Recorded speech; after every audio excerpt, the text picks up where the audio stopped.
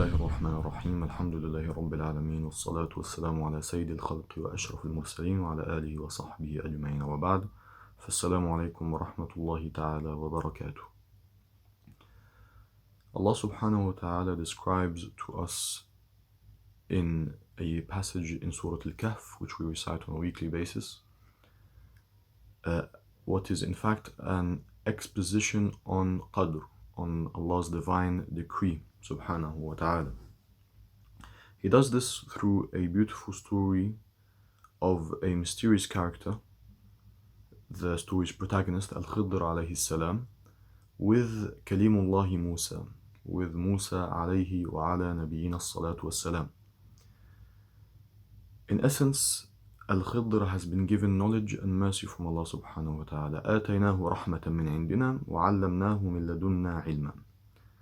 This knowledge which he has been given from Allah, مِنْ لَدُنَّا عِلْمًا, is different from the type of knowledge which Musa alayhi salam has been given. Musa received revelation of how to act, what to do and what not to do, whereas Al-Khidr alayhi salam is Qadr incarnate. He is the archetype of Qadr. He has been given knowledge of what things or how things are, as opposed to how they ought to be. In essence, he begins to engage in acts which we would all find abhorrent, let alone Musa alayhi salam, the upright moral character that he is. He destroys the business of some poor fishermen by destroying the ship or the boat. He kills a young boy, and he engages in physical labor after traveling for many days without receiving anything in return. Not only that, but without being even hosted by the residents of the town. We and Musa alayhi salam learn afterwards that in fact there was incredible divine wisdom and mercy in these actions which Al-Khidr was undertaken. The business of the poor fishermen, rather their boat, was going to be forcefully taken by an oppressive king. The young boy was going to grow into an evil human being, and the wall which he built around the township or in the town had underneath it treasure that a righteous man left for his children. Had the wall been destroyed, the inhabitants or the residents of the town would have taken it forcefully, since they are only young boys. Such is the mercy and lutf, hidden gentleness and kindness of Allah subhanahu wa ta'ala, who is Al-Latif.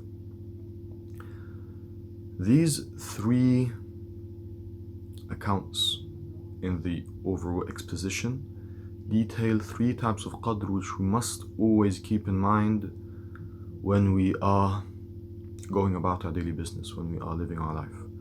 The first is the type of evil which Allah subhanahu wa ta'ala decrees. It is evil in our eyes, at least. Business ruined, car broken, whatever it may be.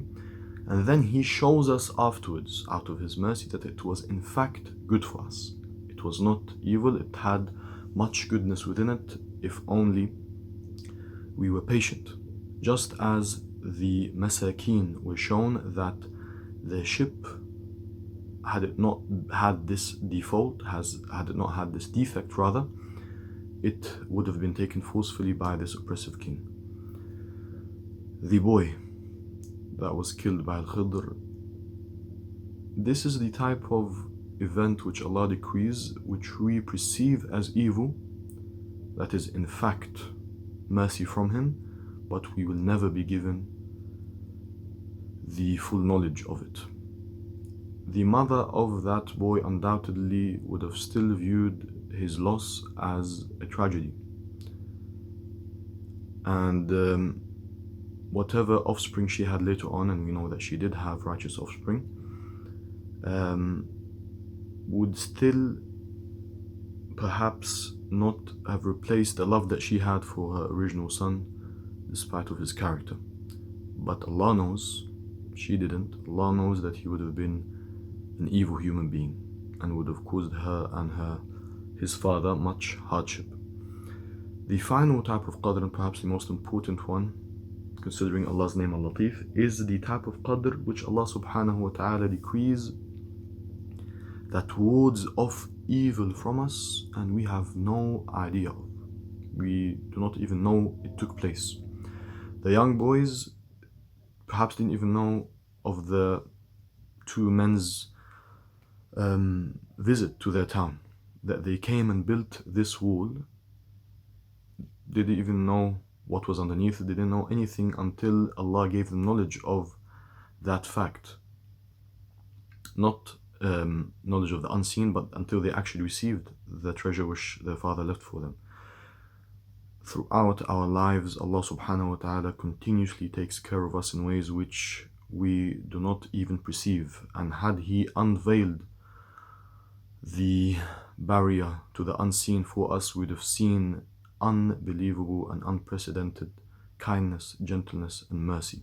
He concludes this passage subhanahu wa ta'ala by saying, Rahmatan min Rabbik, wa ma fa'altuhu an amri. That all this was from a mercy from your Lord, and I did not do it out of my own accord. That Al-Khidr did not do this himself, rather it was Allah's divine decree and His lutf which ordained it. May Allah subhanahu wa ta'ala give us the required taslim, submission to His qadr, which Musa learnt through this exposition.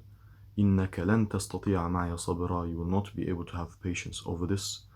Wallahu a'lam. وصلى الله وسلم على نبي محمد والحمد لله رب العالمين.